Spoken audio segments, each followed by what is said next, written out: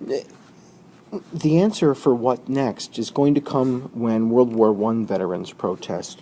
The nation won't fall into communism, but the nation will become outraged at Hoover in 1932.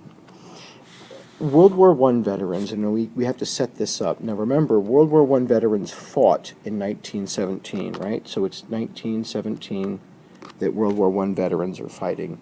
And they were promised $1,000 in 1945 as a bonus for their volunteering to fight in 1917.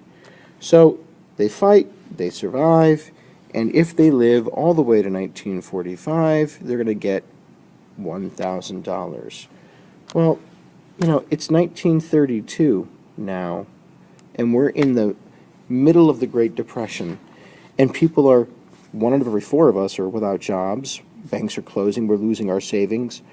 So these veterans, 15,000 of them, are going to march to Washington, D.C.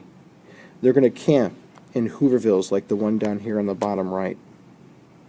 And they're going to protest all throughout the city, demanding to get that money early.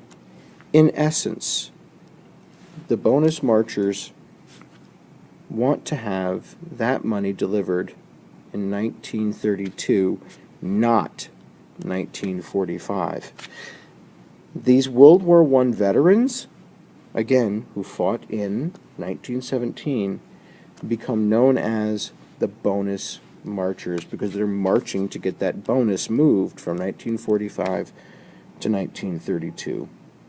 President Hoover, he refuses and orders the police to clear out those protesters. As you might imagine, when you have a group of World War I veterans, right, the bonus marchers, who are angry and upset and frustrated, and they're told to clear out, and the police are sent to clear them out, you can understand how riots or panic might ensue, and it did. In this image that I put up earlier, you can see the police here on the right trying to clear out those bonus marchers over here on the left who had come to Washington in 1932 looking for that $1,000 early that they were supposed to get. And in the panic, in this clearing out of the bonus marchers, a police officer shoots and kills 2 veterans, and the veterans become enraged. The situation spirals out of control, and Hoover actually has the army come to kick out those veterans.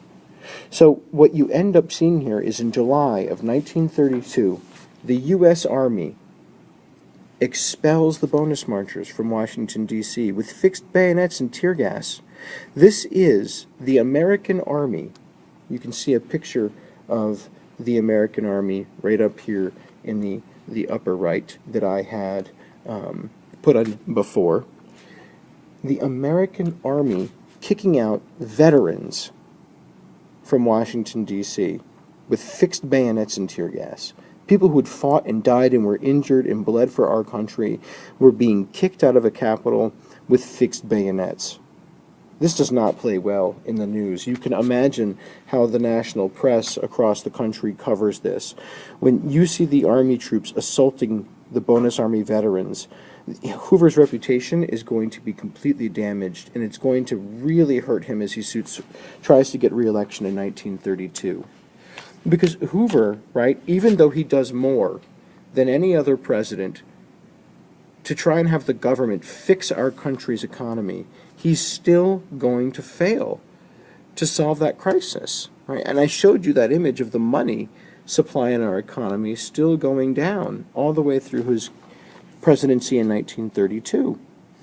And because he fails to resolve the economic crisis, and because he's seen as completely and utterly insensitive to Americans when the Army troops assault the bonus Army, his response to the Depression is going to lead to his landslide loss in the 1932 presidential election to a Democrat. And that guy, who we're going to talk a lot about in the next chapter, is this man here, Franklin F. Delano D. Roosevelt, R. And we'll see how the Democrats and FDR are going to try and solve this Great Depression in the next chapter.